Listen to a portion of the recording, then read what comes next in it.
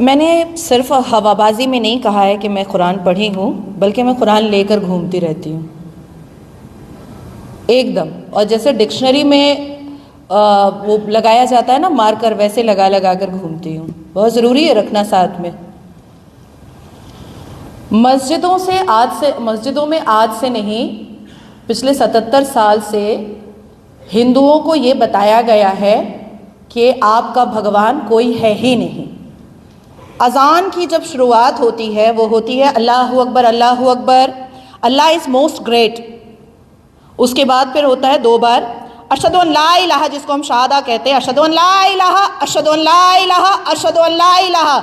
मैं टेस्टिफाई करती हूँ, और इस्लाम के मानने वाले इस बात को टेस्टिफाई करते हैं कि इस धरती पर, इस आकाश पे कोई भी खुदा हो ही नहीं सकता है पूजनीय सिवाय मेरे अल्लाह और मेरे रसूल के। उसके बाद आता है हैया अलल सलाह, हैया अलल सलाह, आओ नमाजी नमाज को, हैया अलल फलाह, हैया अलल फलाह, आ जाओ और नमाज पढ़ो। और लास्ट में आता है ला इलाहा इल्लल्लाह, सिर्फ और सिर्फ खुदा है, इसके अलावा पूजनीय कोई नहीं है। अब आते हैं, ये मैंने आपको अजान का अर्थ बताया, और मुझे समझ में नहीं आता है कि हमारे शांतिपूर्ण समुदाय इतने बहरे हैं कि वो 77 साल से लाउड स्पीकर पर चिल्ला करके उनको मस्जिद में बुलाना पड़ता है, अदरवाइज वो जाते नहीं हैं।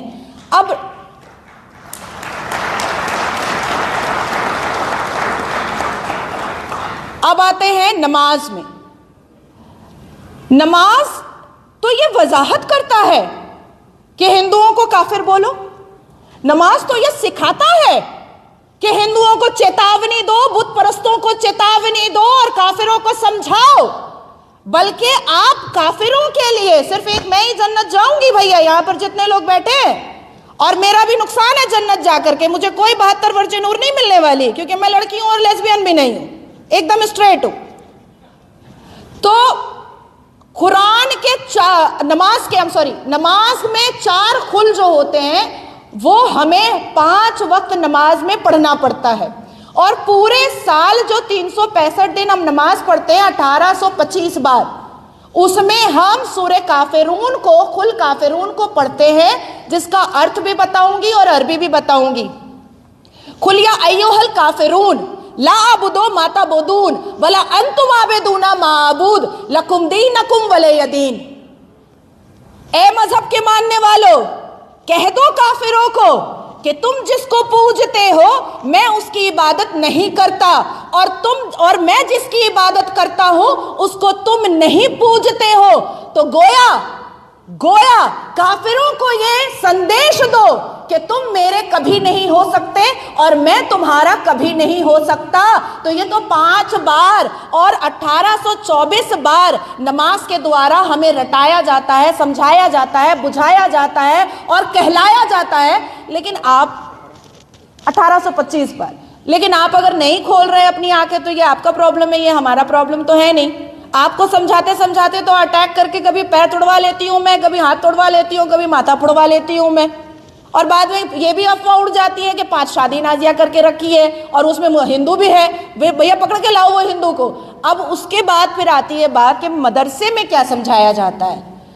मदरसे में जिस हिसाब से आतंकी शिक्षा दी जाती है, मदरसे में कुरान की 26 वो आयतें जो हिंदुओं के खिलाफ इतनी ज्यादा भयंकर और भयानक है, उसको अगर आप अर्थ के साथ पढ़ेंगे तो मुझे लगता है कि आप भाईचारा भूल जाएंगे और आपको समझ में आ जाएगा कि 77 साल से आपके ये भाई नहीं थे और 1450 साल से आपको सिर्फ काटने, मारने, लूटने और फाड़ने की कोशिश में ही लगे हुए थे। कुरान इस बात की वजाहत करता है, कुरान इस बात को कई आयतों में बताता है, कई सूरतों में बताता है, कई वर्सेस में बताता है कि काफिर की गुंजाइश इस जमीन पर नहीं है। काफिर इस जमीन पर, इस धरती पर, इस सरजमीन पर नहीं रह सकता है। अल कुरान ने वाज़ह किया है अपनी 26 आयतों में, जिसमें आप सूरह तौबा अगर आप पढ़ेंगे तो सूरह तौबा के हर वर्सेस आपको यही बताएंगे कि अगर कोई काफिर किसी इस्लाम के मानने वाले के हत्थे आ जाए तो उसको दर्दनाक मौत दो, आराम वाला मौत नहीं। पकड़ो, कोड़े मारो, पानी में डुबाओ, गर्म पानी में डुबाओ, छाले उखाड़ो उसकी, उसके घर की बहू बेटियों को लूटो और उसको ऐसी दर्दनाक मौत दो कि वो डर करके इस्लाम कबूल कर ले, और अगर तब भी ना कबूल करे तो उसके जिंदा रहने की कोई गुंजाइश बिल्कुल नहीं है।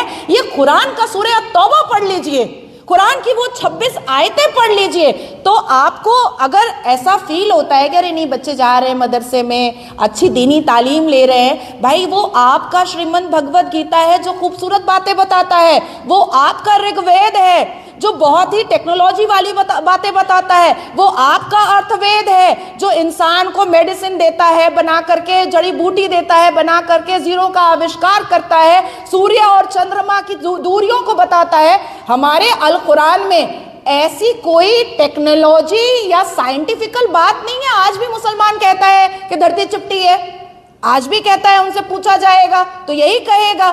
तो मुझे एकदम क्रिस्टल क्लियर है, क्योंकि मैंने अपनी जिंदगी का चंद साल उर्दू स्कूल में भी पढ़ा है। हमारे स्कूल के अंदर हमें बताया जाता था प्रसाद हराम है, प्रसाद खाना हराम है। हमारे घर के आस पड़ोस में, क्योंकि मैं मुस्लिम कम्युनिटी में रही हूं, अब जाकर के मैं अपना जीवन बचाने के लिए हिंदुओं के भीड़ में रहती हूं, अपनी इज्जत आबरू बचाने के लिए हिंदुओं के भीड़ में रहती हूं, लेकिन मेरी जिंदगी का 25 साल गुजरा मुसलमानों के भीड़ में, जहां पर मैंने कभी भी हिंदुओं के पक्ष में कोई तारीफ नहीं सुनी, बल्कि हिंदुओं के पक्ष में नफरत और सिर्फ नफरत देखा। मुझे याद है मैं क्लास 8 में थी और मेरी ट्यूशन में एक हिंदू फ्रेंड थी, डिम्पी नाम था उसका। मैं उसके साथ राम मंदिर चले जाया करती थी जो ग्रीश पार्क के पास है। वहां से जब मैं पेड़ा और